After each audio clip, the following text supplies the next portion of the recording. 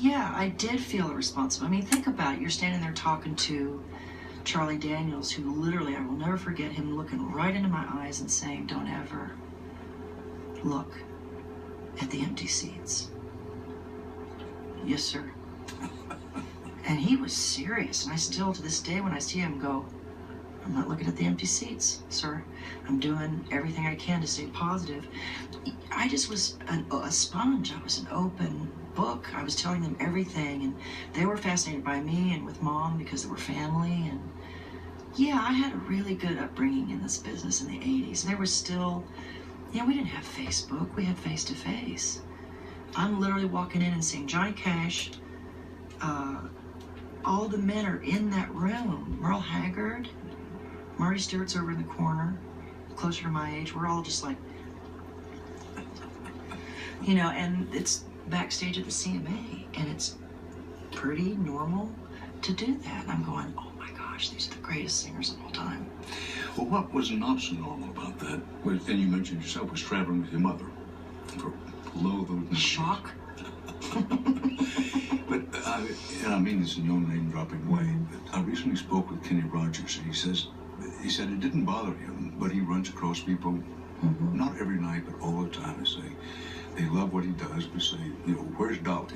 I know. What are you saying to Dolly I know Parton? exactly. My right. question: you get that question of people saying, "Where's Naomi?"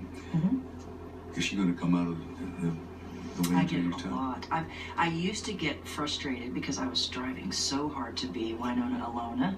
I was trying so hard to be solo and earn the one name, which, by the way, came because of a marketing ploy. Everybody thinks, you know, you're the one name wonder.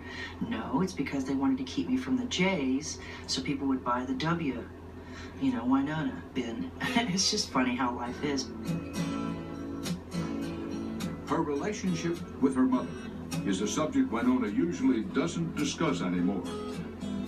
But during our conversation, surprisingly and suddenly, she had a lot to say. Where are you in your relationship with your mother now? It's been up and down, roundabout. Where is it now? Very sad. Very sad.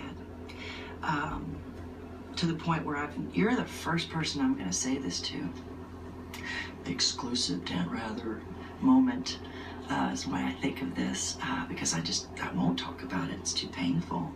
Our last tour was devastating. It's like, though it's not physical death, it's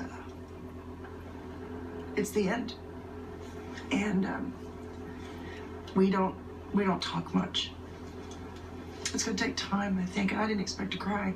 I think just because I'm a mom right now and dealing with teenagers, and paybacks are hell, I miss her, and yet she has to feel like, let's put it this way, I don't text her and say, hey, I'm in, oh, you are such a gentleman. Everybody look at this.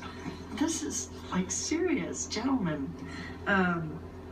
She is at home probably wondering where I'm at, what I'm doing. And I think she misses the road. I make up that she is struggling with, you know, not being with me because we've been together more than we've not. So it's really strange to go about this professionally, that she's my mom, and we just don't talk. Why is that? I think there is a natural thing that people go through. I don't care for the word retirement, so I'm not going to use that word. I will say transition.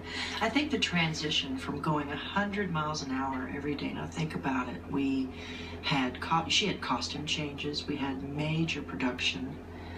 You go from being that center of attention, thousands and thousands of fans every night. I mean, we had 2 meet and greets, they were so big. Too many people, too much of a good thing, to sitting at home and listening to the silence has to be debilitating at times. And for her, she's so emotional and oh God, she loves a crowd. I think even more than I do sometimes, because I'm very introverted, believe it or not. And I think we used to talk a lot about, you know, Mom, you love this more than I do. I love the music and the people. Like, doing this was more about you as a person. You know, I mean that, and I want to answer the questions that you have because I think I'll learn something, maybe even about myself. I don't know. I just think it's an opportunity. And the fact that Mom doesn't have it, I definitely have survivor's guilt of feeling like I'm going on without her. But it really did work for a while. There was a magic time when the two of you stayed together. When we didn't know anything. Well, when did it stop working, and why did it stop working? I think there's a real challenge. I love this interview because it's very candid, and I'm ready. I don't know if this would have worked for me a couple of years ago, honestly, because I was too busy trying to be cool and right, and I just want to be loved and be real. And I know my kids are going to watch this and go, oh, that's a bunch of crap, Mom, if I don't say it correctly. And I also have two very famous relatives who will have their own interview where they'll dispute what I just said, so I have to be careful. And my recovery calls for it. People want me to be honest, and I want to say what people are thinking.